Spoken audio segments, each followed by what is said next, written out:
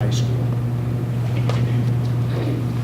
This is just a different view of the gymnasium space. I don't think it really offers you anything new than what I've just spoken about, except for over here you can see these are locker room spaces, lavatories, and there are actually two classroom spaces in this slide that we would use for health education here down here.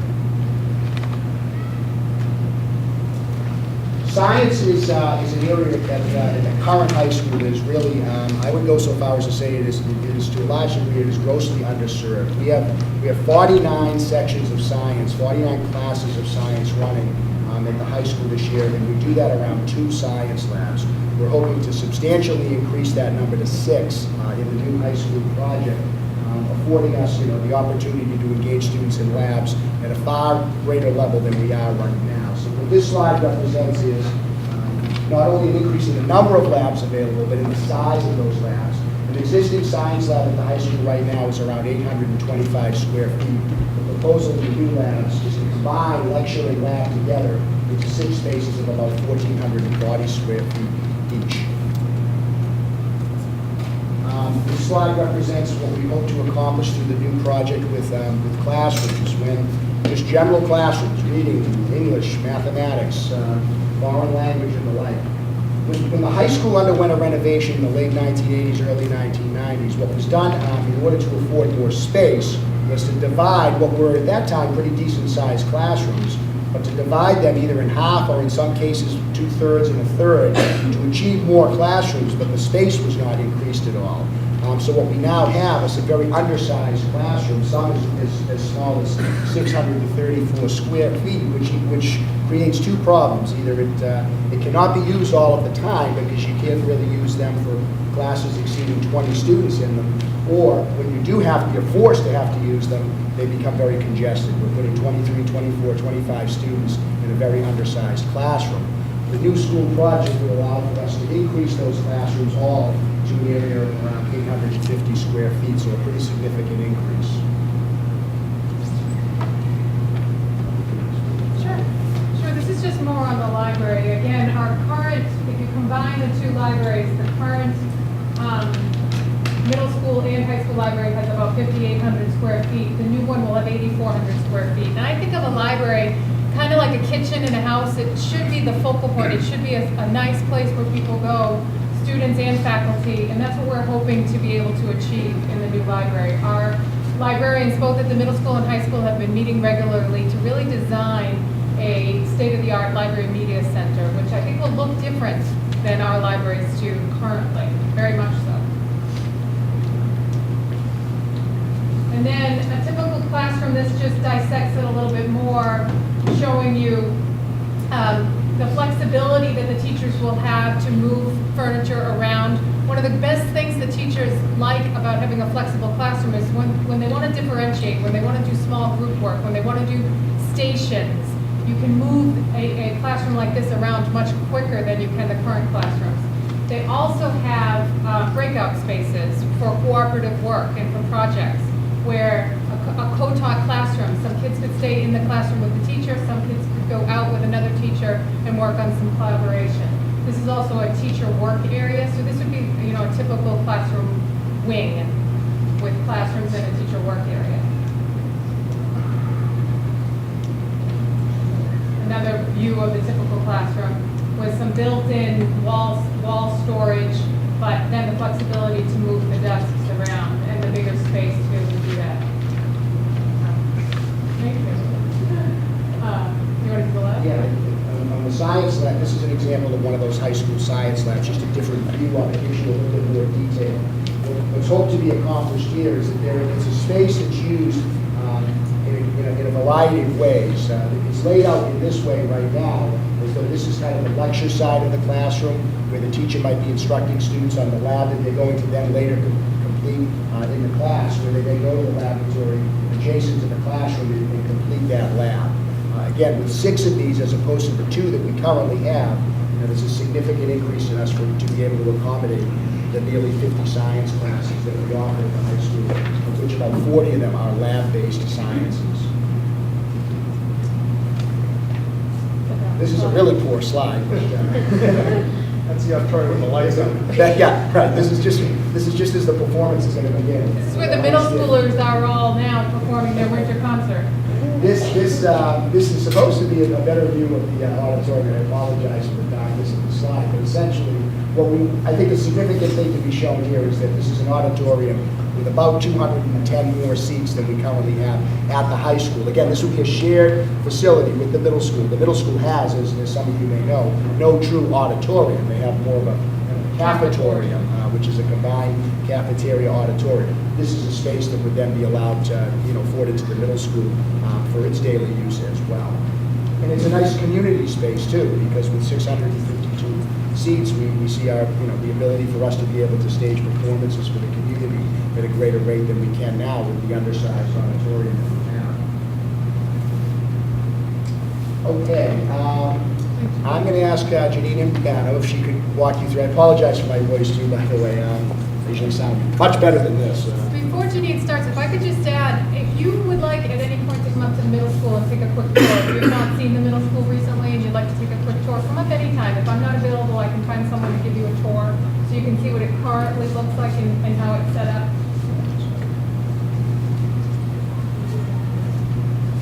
This is an exterior view of what the high school looks like, and Mr. Bernard has spoke of the seminar room, and that would be this area right here. The glass towers would be the stairwells in the high school. And this area right here would be the auditorium with the classrooms that were mentioned earlier, for where they would build up their sets and they would do their music and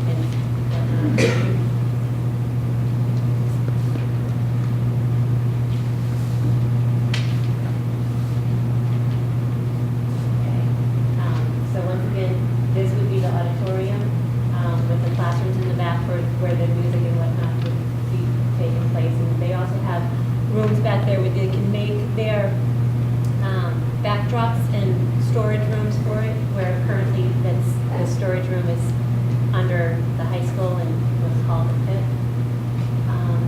This right here would be the walkway. We're having technical difficulty there. It's all right. It should just continue to play. It might stop a little bit, but then it should just continue to go. Okay, so the cafeteria would sit along in this area as well. And if you can see this, it's almost like a skylight, which allows a lot of natural light to come into the schools. And the same thing with on the back side, in between the auditorium and the high school. The classrooms would sit on the exterior walls, allowing for the natural light to come in, which is part of what the LEED certified program is for the school. And I don't know, it's not going. Well, I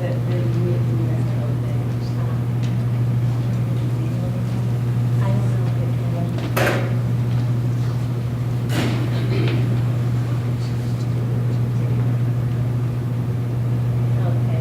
This would be the back entrance that Mr. Bernard had alluded to, where the parking's back here. It's roughly a 450 parking spot, and the main entrance to the main street would be right there. This would be the arts room for the high school and middle school, and this would be the gymnasium here. Once again, the almost skylight type of ceiling tile to allow the natural light to come through. This would be the middle school here. Okay. Yep. All right. So that was the entrance into the main street. This would be the art area, and this upper level here is with the sixth grade, the school within the school that Mrs. O'Connell had spoken of. This would be a connector from the existing middle school, just another way to get to that wing of the middle school. And then you have your classrooms here, and this area, once again, is that kind of like skylight type areas that allows the light to come in naturally into what would become the science labs, because currently that is where the gymnasium sits, right there. And then this would be the district office, and as we go around to the front of the building, this is the existing middle school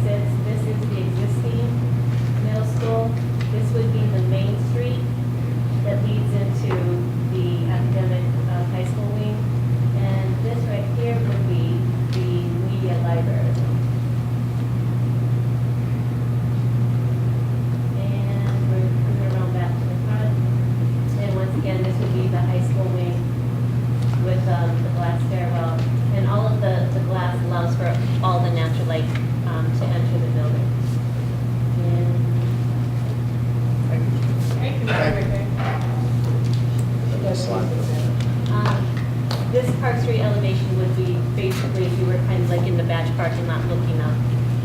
That's what you would see. And then this once again is the entrance to the middle school and the high school.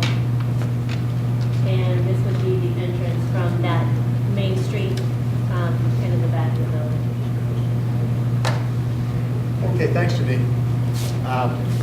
The big question we get after the presentation, and we saved the best for the last, is the cost of the project.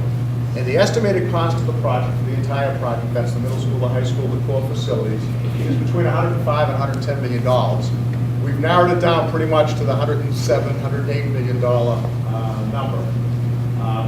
The estimated town share is going to be between $55 and $60 million. That's what the town will have to raise in funds to build the project. The MSBA, the Mass School Building Authority, will contribute an estimated $50 million towards this project. The estimated cost of the homeowner is significant. You can see it's between $700 and $775 a year, and that's based on an average home value of approximately $450,000. And as you can see, the estimated rate of increase is between 11 and 12%. But I want to stress again that this is an opportunity that we have, that we've worked on this for a long time, that we're on a very short list of towns like Wilmington, like Concord, Carlisle, that are eligible for these funds from the state. And the funds that they have available, if we cannot get approval from the town to raise our $55 to $60 million, then essentially we'll come off the list and somebody else will go on the list and they'll become eligible for that money. I'm going to ask Janine to quickly again, Jeannie, do you want me to run through what's coming up or do you want to do it? Oh, thanks. Okay, what's going to happen now is, this is the schedule, okay? As I already said, on January 25th of 2012, the MSBA will actually vote. They'll take a formal vote as to whether or not to approve the scope and the cost of our project. Once that's done, we have to get approval from the town in two ways. One from town meeting and one from a town vote. The town meeting will be first, the dates will be set probably in February sometime. That's up to the Board of Selectmen. We then have to have a town vote, and that's a debt exclusion override to raise that money. That also will be sometime in February. And if we pass both the town meeting and if we pass at the election, then we sit down and we sign a funding agreement with the MSBA. Our architect, Dora Whittier, will complete the design documents. High school construction will begin in 2012. We would expect to open the high school in September of 2014. Middle school construction would begin in June of 2014, and hopefully, not hopefully, it would be completed so that we can open school for the middle school in September of 2015. And once that's done, the demolition of the high school will be done, and the fields, the athletic fields will be completed. Just so you know, the phasing will work so that we build the high school first. Once the high school is built, then after the high school is built, then the students in the middle school, the students in the old high school move into the new high school, the students in the middle school will move into the old high school, and we'll renovate the middle school, and once the students move back to the middle school, at that point in time, we will then demolish the existing high school. So I'm going to open up for some quick questions. I know we have our presentation from the Hood School in just a very few minutes. We'll answer whatever questions we can now, and then if anyone has any questions after the Hood School presentation, we'll be glad to answer. Okay, one quick Yes, question. sir. How old is the existing facilities now? The facilities now, I think The high school was built in 1955 and the middle school was built in 1963. So is it reasonable to expect